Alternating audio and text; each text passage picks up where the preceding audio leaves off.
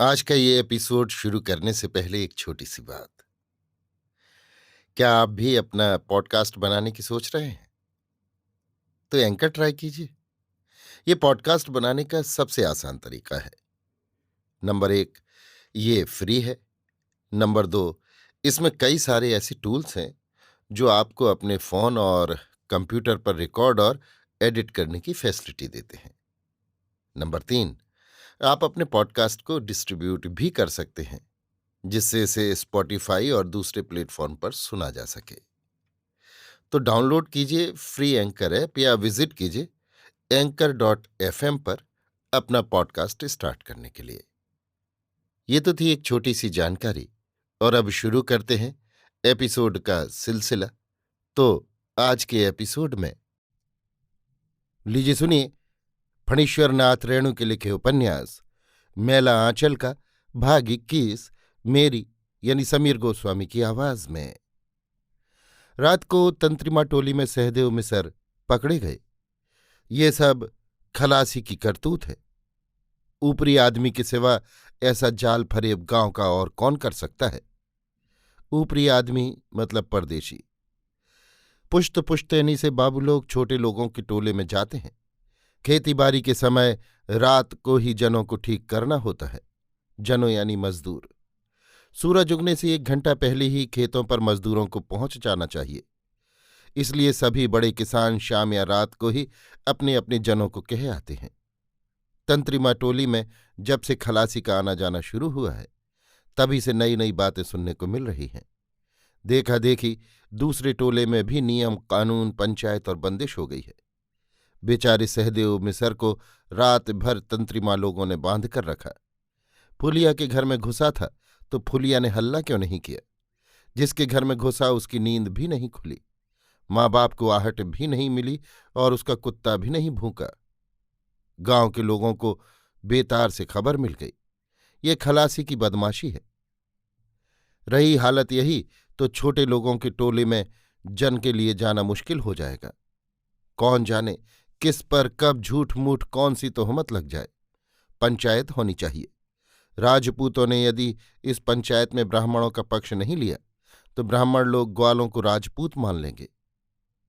हमको कुछ नहीं मालूम, फुलिया पंचों के बीच हाथ जोड़कर कहती है। जब आंगन में हल्ला होने लगा तब मेरी आंखें खुली। सहदेव मिसर के पास महंगूदास के अंगूठे की टीप है। सादा कागज पर महंगू की टीक सहदेव के हाथ में है। टीक यानी चुटिया। सहदेव जो चाहे कर सकता है। दोनों गायें और चारों बाछे कल ही खूंटे से खोल कर ले जाएगा। इसके अलावा साल भर का खर्चा भी तो सहदेव ने ही चला दिया है।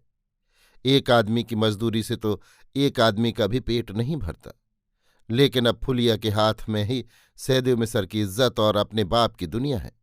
उसकी बोली में जरा भी हेर फेर हुआ कि सहदेव की इज्जत धूल में मिल जाएगी और उसके बाप की दुनिया भी उजड़ जाएगी।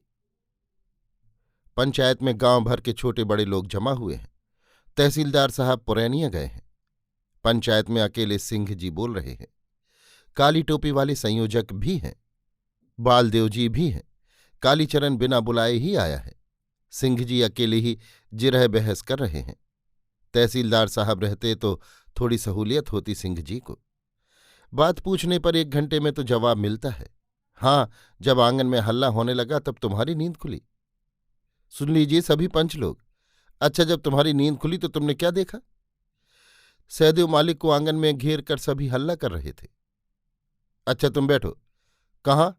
सहदेव मिसर, अब आप बताइए कि महंगूदास के यहां उतनी रात को आप क्यों गए थे? रात में हमारे पेट में जरा दर्द हुआ, लोटा लेकर बाहर निकले। जब दिशा मैदान से हम लौट रहे थे तो देखा कि कमला किनारे वाले खेत में किसी का बैल गहूम चर रहा है, इसलिए महंगू को जगाने गया था। क्यों? कमला किनारे वाली जमीन का पहरा करने के लिए महंगूदास को ही दिया है। अच्छा, तब? जब हम जा रहे थे तो रवि और सोनमा को आपके खेत में शकरकंद उखाड़ते पकड़ा। दोनों को डांट डपट दिया। महंगूदास को जगाकर जैसे ही हम उनके आंगन से निकल रहे थे कि रबिता, सोनमा, तेतरा और नक्छेदिया ने हमको पकड़ लिया और हल्ला करने लगे। क्या बताएं, हमारा 5 बीघा शकरकंद इन्हीं सालों ने चुरा कर खत्म कर दिया। अच्छा, आप बैठ जाइए। कहाँ महंगू? जी सरकार। महंगू बूढ़ा हाथ जोड़कर खड़ा होता है। सहदेव मिसर ने तुमको जाकर जगाया था। जी सरकार। अब पंच लोग फैसला करें कि असल बात क्या है। कालीचरण कैसे चुप रह सकता है। पंचायत में एक तरफा बात नहीं होनी चाहिए। रबिया और सोनमा पार्टी का मेंबर है। ये तो पंचायत नहीं मुंह देखी है। कालीचरण कैसे चुप रह सकता है। सिंह जी जरा हमको भी कुछ पूछने दीजिए। पंचायत के सभी पंचों की निगाहें अचानक कालीचरण की ओर मुड़ गईं। सिंह जी गुस्से से लाल हो गए। लेकिन पंचायत में गुस्सा नहीं होना चाहिए। राजपूत टोली के नौजवान आपस में कानाफूसी करने लगे।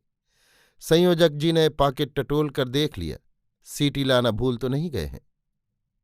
जोतकी जी ऐतराज करते हैं। कालीचरण को हम लोग पंच नहीं मानते। तो पहले इसी बात का फैसला हो जाए कि पंचायत के कितने लोग हमको पंच मानते हैं और कितने लोग नहीं। एक आदमी के चाहने और ना चाहने से क्या होता है। अच्छा पंच परमेश्वर, क्या हमको इस पंचायत में बैठने बोलने और राय देने का हक नहीं? क्या हम इस गांव के बासिंदे नहीं हैं? कालीचरण खड़ा होकर कहता है, यदि आप लोग हमको पंच मानते हैं तो हाथ उठाइए। गुमसुम बैठे हुए सैकड़ों मूक जानवरों के सिर में मानो अरना भैंसा के सींग जम गए। अरना यानी जंगली। सैकड़ों हाथ उठ गए। दोनों हाथ नहीं, एक हाथ। ठहरिए, गिनने दीजिए। 1 2 3 4 5 105। बालदेव जी ने हाथ नहीं उठाया। 105। अब जो लोग हमको पंच नहीं मानते हाथ उठाए। 1 2 3 4 5 15। सिर्फ 15। सिंह जी को विश्वास नहीं होता। खुद गिनते हैं। राजपूत और ब्राह्मण टोली के लोग कहाँ चले गए? जोतकी जी के लड़के नाम लरेन ने भी कलिया के पक्ष में ही हाथ उठाया है। फुलिया। कालीचरण की बोली सुनकर डर लगता है। फुलिया फिर खड़ी होती है। देखो ये पंचायत है। पंचायत में परमेश्वर रहते हैं। पंचायत में झूठ बोलने से हाथों हाथ इसका फल मिलता है। सच सच बताओ, सच्ची बात क्या है? बोलो। सहदेव मिसर हमारे घर में घुसे थे। तुमने हल्ला क्यों नहीं किया? बोलो, डरने की कोई बात नहीं। बाबा के डर से। बाबा के डर से? हाँ, बाबा सहदेव मिसर का कर्जा धारते हैं। बैठ जाओ। मैंगू। मैंगू हाथ जोड़कर फिर खड़ा होता है। क्या बात है? फुलिया जो कहती है ठीक है। डरो मत, जो बात है बताओ। कौन गाछ ऐसा है जिसमें हवा नहीं लगती और पत्ता नहीं झड़ता है? दूसरों की बात मत कहो, अपनी बात बताओ। अकेले हमको क्यों दुख देते हैं? गांव भर का यही हाल है। कौन घर ऐसा है? मैं तुमसे पूछता हूं। पहले तुम अपनी मां से जाकर ईमान धर्म से पूछो कि तुम किसके बेटा हो। जोतकी जी हिम्मत करके कहते हैं। क्रोध से उनकी आंखें लाल हो उठी हैं। जोतकी काका, हमको अपने बाप के बारे में मालूम है। जोतकी जी अपनी स्त्री से पूछें कि उनके पेट में किसका बच्चा है, चिल्लाकर कहता है। कौन नहीं जानता कि जोतकी जी का नौकर। चुप रहो सुंदर। कालीचरण लोगों को शांत करता है। चुप रहो। शांति शांति। टू टू टू टू। संयोजक जी सीटी फूंकते हैं। 1 दर्जन से भी ज्यादा नौजवान राजपूत टोली से हाथ में लाठी लेकर दौड़ आए और पंचायत को चारों ओर से घेर कर खड़े हो गए। सिंह जी, इन लाठी वाले नौजवानों को आपने बुलाया है? तो आप पंचायत नहीं दंगा करवाना चाहते हैं? कालीचरण पूछता है। सिंह जी कहते हैं, अब ये पंचायत नहीं हो सकती। पार्टी बंदी से कहीं इंसाफ होता है? सिंह जी राजपूत टोली के पंचों के साथ उठ खड़े होते हैं। काली टोपी वाले जवान सिंह जी को, संयोजक जी को और राजपूत टोली के पंचों को चारों ओर से घेरे में लेकर फौजी कवायद करते हुए चले जाते हैं। जोतकी जी के साथ ब्राह्मण टोली के पंच लोग भी चूहेदानी में फंस गए हैं। खेलावन बाबू का सहारा है। बालदेव जी भी हैं। लेकिन कालीचरण का गुस्सा। तो पंचायत का ये फैसला है कि महंगूदास अपनी बेटी फुलिया का चुमौना खलासी के साथ करा दे और आज से सभी टोली के लोग बाबू लोगों पर नजर रखें। पंचायत के सभी पंच एक स्वर से कालीचरण की राय का समर्थन करते हैं। जोतकी जी भी हाथ उठाते हैं और बालदेव जी भी। ये तो न्याय बात है। इसमें डिफेट करना अच्छा नहीं।